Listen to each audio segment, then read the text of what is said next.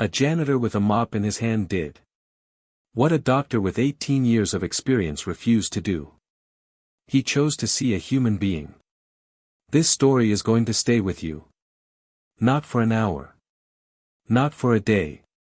It's going to sit heavy in your chest for a long time. Because it reminds you what people are truly capable of. Both the absolute worst. And the very best. So don't scroll past.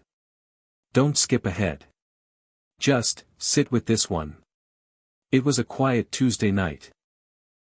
At St. Michael's Regional Hospital in Columbus, Ohio. The kind of night where the corridors stretch on forever. And feel too silent at the same time. Fluorescent lights humming just loud enough. To remind you you're in a place. Where people only come when things have gone seriously wrong. Most of the day staff had clocked out. The car park was half empty.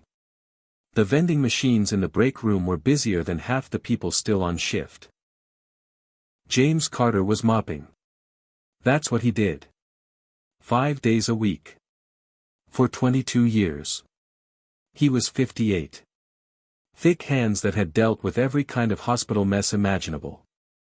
Quiet, not empty quiet. But the quiet of a man who knows most things worth saying. Don't need words. He'd worked that building longer than some of the doctors had been alive. He knew which lift groaned oddly on the 3rd floor. He knew which toilet near A&E flooded every time it poured. He knew the night cleaner who was meant to take over had called in sick. And without anyone asking. Without being told. Without expecting a single thank you. He knew he was staying late. He always stayed. Not for cameras. Not for a pat on the back. Just because when something needs doing. James Carter simply did it.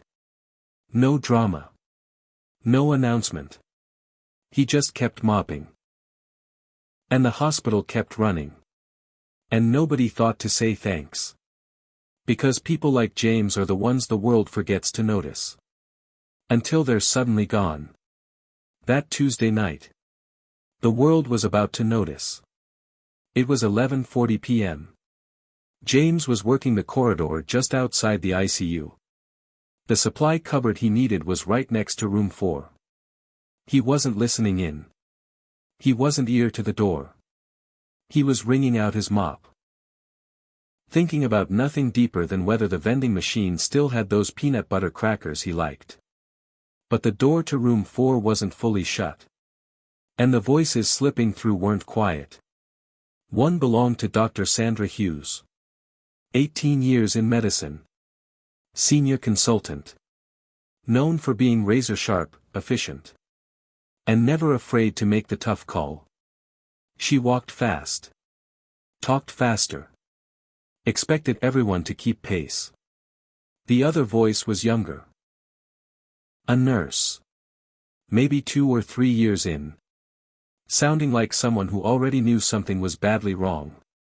But hadn't yet found the courage to say it aloud. In the bed was a man named Robert Bobby Thompson. 67.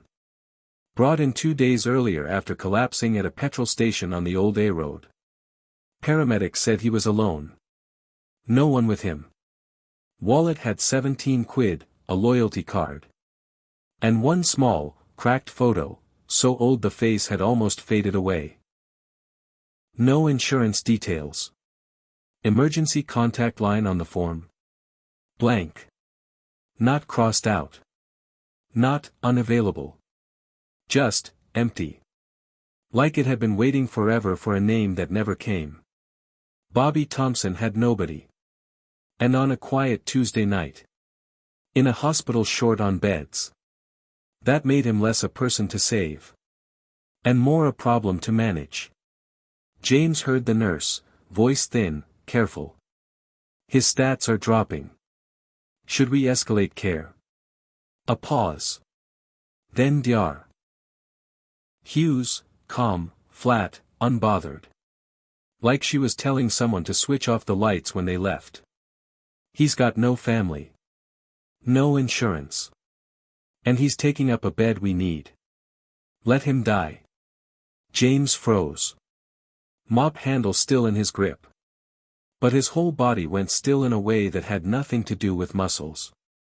The kind of stillness when your brain gets hit with something it can't compute.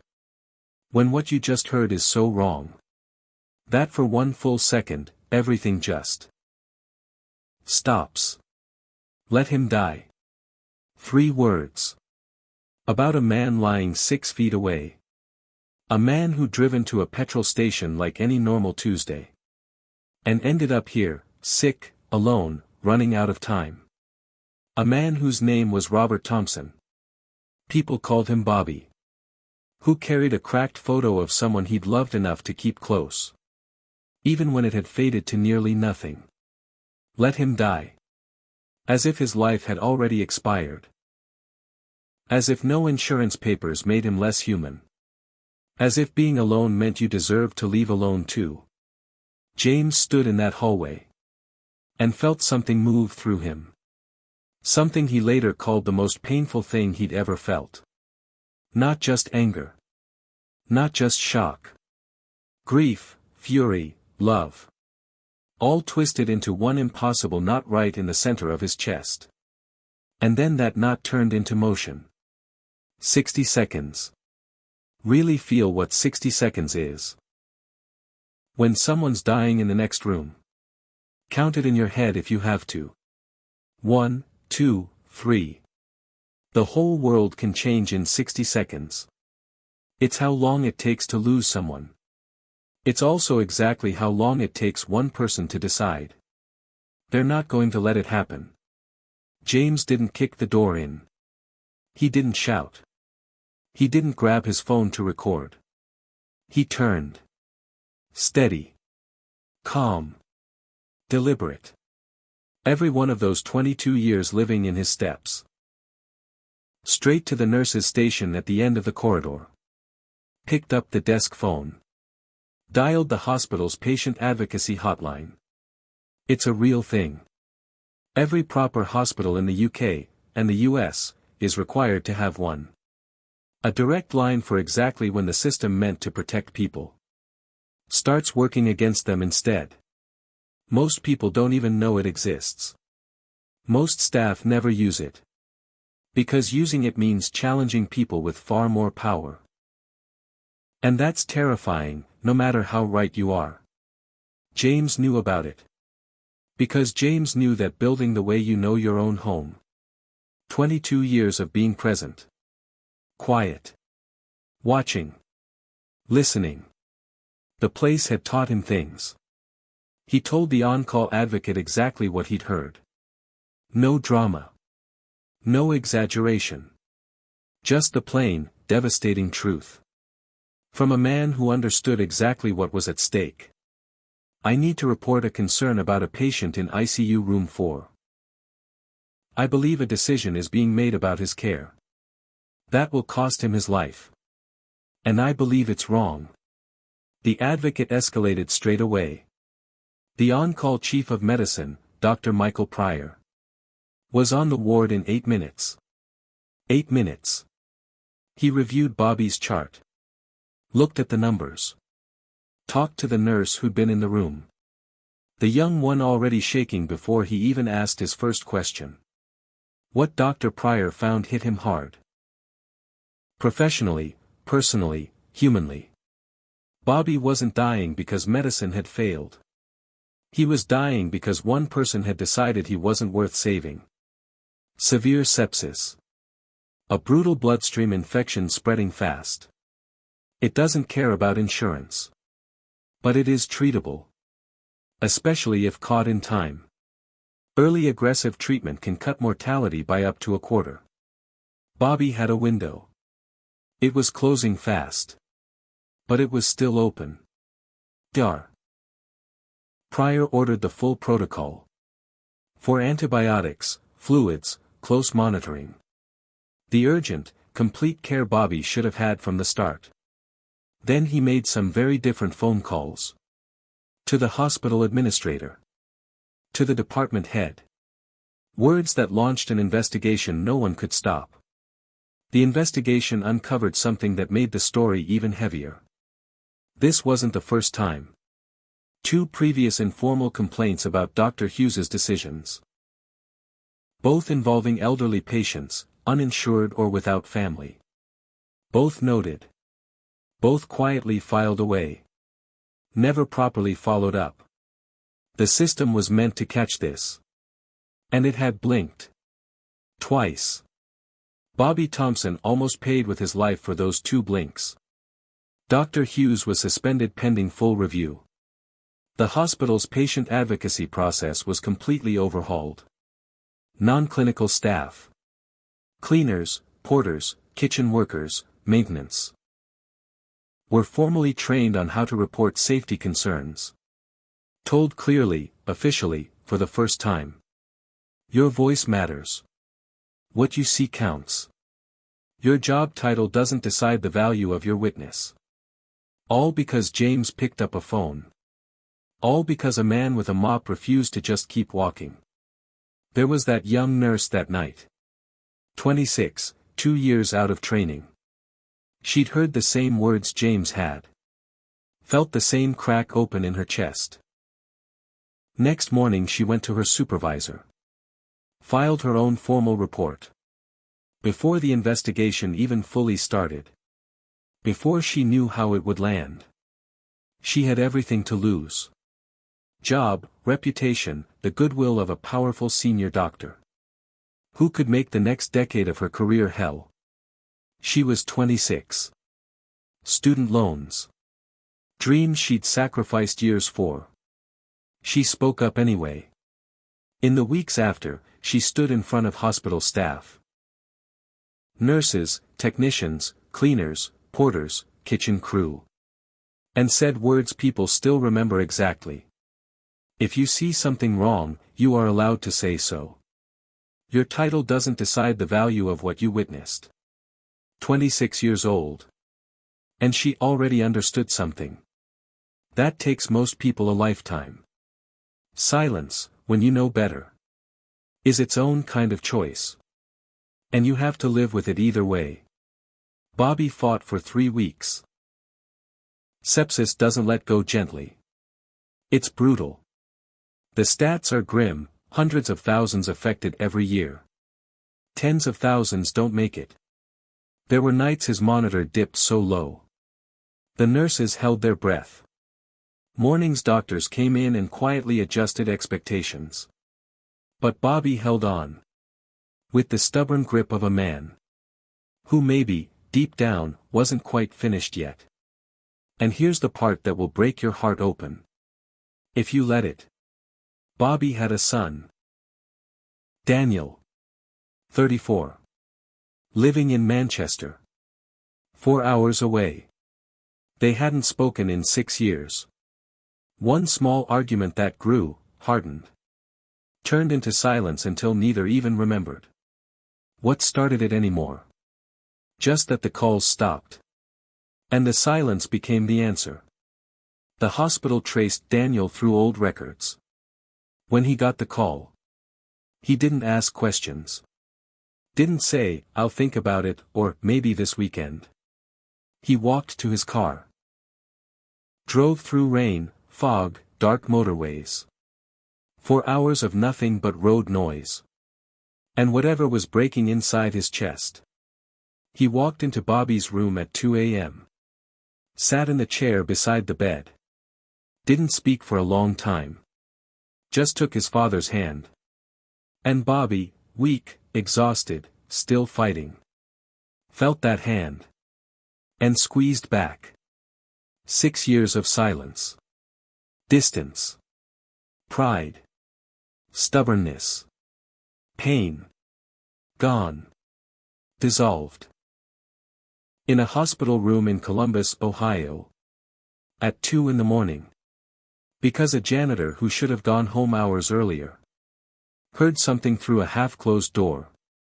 And refused to pretend he hadn't. If James leaves when his shift ends, Daniel never gets that call. Bobby dies alone. Faded photo in his wallet. Blank emergency contact. No one beside him. Daniel drives back to Manchester for the rest of his life, carrying the weight of a goodbye he never got to say. That was the story already being written. Until James changed the ending. 3 months after discharge, Bobby came back to the hospital. Not as a patient. Walked through the front entrance on a Wednesday afternoon. Asked at reception for James Carter. Then sat in the lobby. Waited. 40 minutes. Just sat there. The way you wait when you have something important to give. And you're not leaving until it's given. When James came down on his break, Bobby stood up. Handed him a small white envelope. Inside, a handwritten letter. Front and back. Every inch covered in careful, deliberate handwriting. The kind of writing that takes time. Because some things deserve to be said slowly. James has never shared what it said. Never read it aloud. Never posted it. Never shown anyone. In the one interview he ever gave. To a small local paper. When the reporter asked about the letter, he paused. Then said very quietly, "It's the only thing in my life I've ever framed and put on a wall. A man who spent 22 years walking corridors. Other people never looked twice at. A man whose name people only learned when something needed cleaning. No degrees on walls. No trophies. No fancy certificates. That man went home. And framed a handwritten letter from a stranger whose life he saved. And hung it on his living room wall. That image still catches in my throat. When the hospital bosses learned the full story, they called James into the director's office. He walked in. 22 years of service. Worn uniform, quiet hands. Expecting trouble. That's what the world had taught him to expect. When he stepped out of his assigned lane, he was ready to defend himself. The director, Patricia Hayes, stood up when he entered. Crossed the room. Shook his hand. Looked him straight in the eye and said, "You did what every single one of us should have done. You saw a human being. And you refused to let him disappear." The hospital created a new award. Not for doctors. Not for managers. Specifically for non-clinical staff. The people everywhere in a hospital. But acknowledged almost nowhere. They named it the Thompson Standard. After Bobby. After the man who almost didn't make it. After the reason any of this happened. James was offered a promotion. Supervisor role, better pay, an office, regular hours. He thought about it for 2 days. Then turned it down. "I'm good where I am. I can't hear anything from an office." Read that again. Let it land. I can't hear anything from an office. This man understood something most people spend lifetimes chasing. Your position isn't your limit. It's your access. And James Carter's access. 22 years of quiet presence in those hallways. His mop, his supply cupboard. His knowledge of every corner. Had just saved a life. Reunited a father and son. And changed how an entire hospital treated its most forgotten patients. He didn't need an office for that. He needed to stay right where he was. There's an old saying. No one's quite sure who said it first. But it goes like this. The true measure of any society is how it treats its most vulnerable members. Bobby Thompson was as vulnerable as it gets. Alone. Sick. No money. No insurance. No name on his emergency contact. The kind of person systems are very good at losing. The kind who falls through cracks nobody designed on purpose. But nobody bothered to fix either.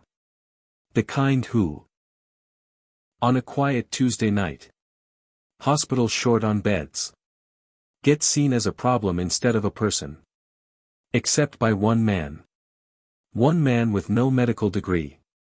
No official authority. No reason to get involved. One man who should have gone home hours ago. One man who heard 3 words through a half-closed door. And felt them hit his chest like something dropped from a great height. James Carter didn't save Bobby Thompson. Because it was in his job description. He didn't do it for praise. He didn't expect anything back. He did it because he was standing in that hallway at 11:40 p.m. The moment arrived. The choice was right there. And something inside him. Something 22 years of those halls had built, fortified, made unbreakable. Simply would not let him choose wrong. He heard, "Let him die." And chose life. He heard a man being erased. And picked up a phone and said, "No. Not tonight. Not this man. Not on my watch." Bobby Thompson is alive today because of that choice. Daniel got his father back because of that choice. A young nurse found her voice because of that choice. A hospital changed how it treats its most invisible patients. Because of that choice. All of it. Every single piece. Flowing from one man who stayed after his shift.